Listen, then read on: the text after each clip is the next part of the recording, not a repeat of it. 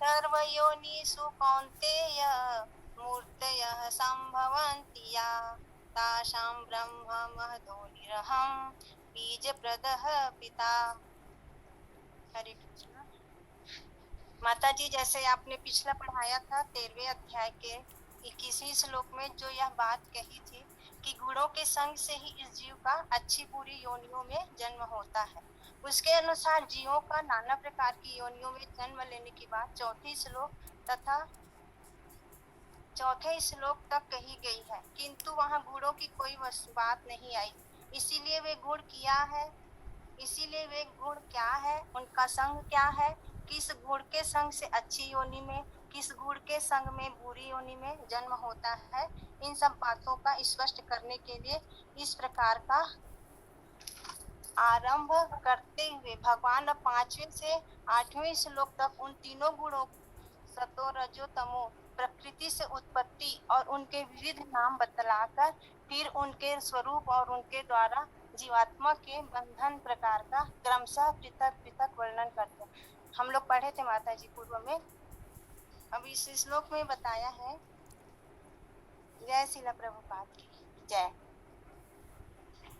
भगवान श्री कृष्ण बता रहे हैं कि हे पुत्र, सभी लोग इस प्रकृति भौतिक प्रकृति से संभव होता है। सब योनियां जितने प्रकार की मूर्तियां अर्थात स्थूल शरीरधारी प्राणी उत्पन्न होते हैं, जो जीव योनियां इस प्रकृति माता है, है, माँ है, हमें शरीर प्रदान करती है और परम पिता भगवान उस जड़ शरीर में आत्मा का गर्भाधान करते हैं।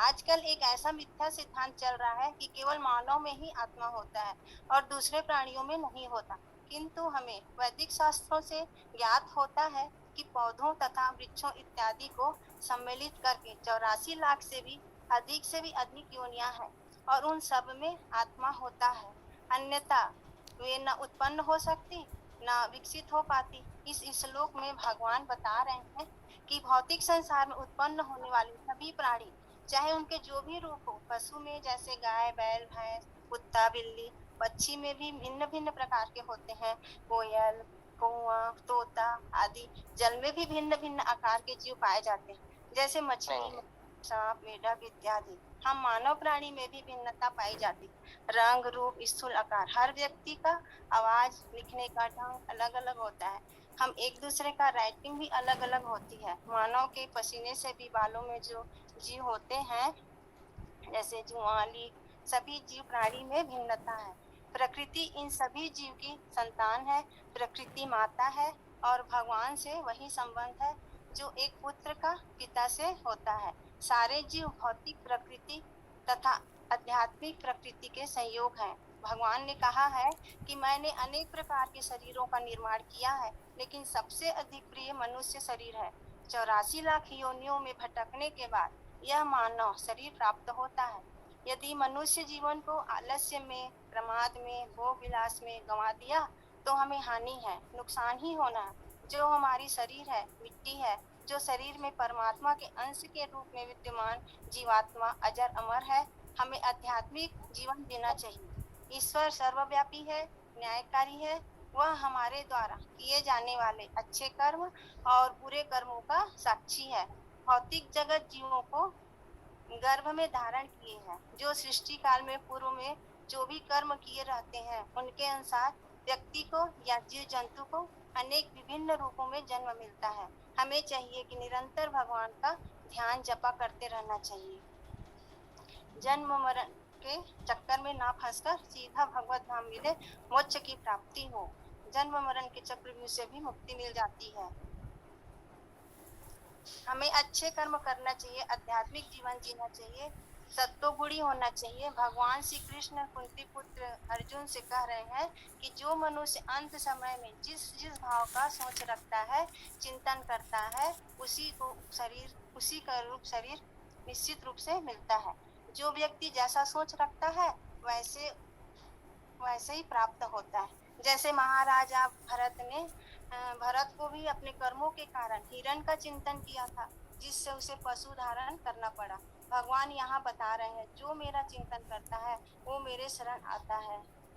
माया के बंधन से मुक्त हो जाता है, उसे मोक्ष प्राप्त होता है। इसीलिए इस गीता में भगवान ने हर इस श्लोक में कहा है कि गीता के अध्ययन, पाठन और मनन से व्यक्ति का मस्तिष्क शांत रहता है। शुद्ध भक्ति के साथ करे। उस व्यक्ति जो मरणासन रहता है उसे गीता सुनाती है, जबकि उसके सुनने और समझने की शक्ति चली गई होती है।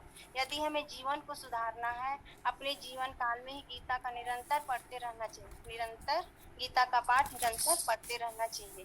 जय जपा श्री कृष्ण हरि नाम करते रहना चाहिए। हमें श्री प्रभुपाद भी चैतन्य प्रभु जी ने हरि नाम का कीर्तन प्रचार, हरे कृष्णा कृष्णा कृष्णा हरे हरे, हरे राम राम राम हरे हरे। मैं छोटा सा कहानी बताना चाह रही हूँ माता जी। जी माता जी, जी बोलिए माता जी, बोलिएगा। मन की व्याकुलता। एक सेठ जी की चलते चलते चप्पल टूट जाती है। पास में ही एक मोची की दुकान पर चप्पल बनवाने के लिए दे दिए। पास में एक स्टूल था, सेठ जी उसमें बैठ गए। मोची धार्मिक स्वभाव का था, वो चप्पल सिलते हुए भगवान का भजन भी गा रहा था।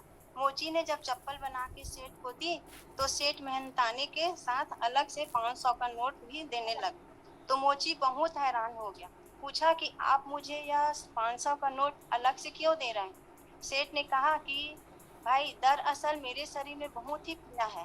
कई डॉक्टरों के अनुसार दवाएं भी ली, हजारों रुपए खर्च भी किए, लेकिन मेरे शरीर को आराम नहीं मिला।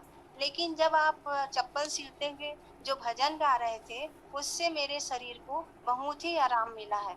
जो दवाओं से ना हो सका वो आज आपके इस एक भजन से हो गया।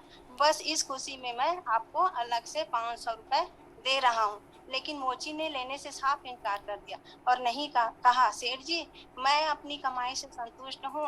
मोची बार बार कहता रहा कि मुझे नहीं चाहिए ये सब रुपया, लेकिन सेठ नहीं माना, जबरदस्ती रुपए पकड़ा कर चल दिया।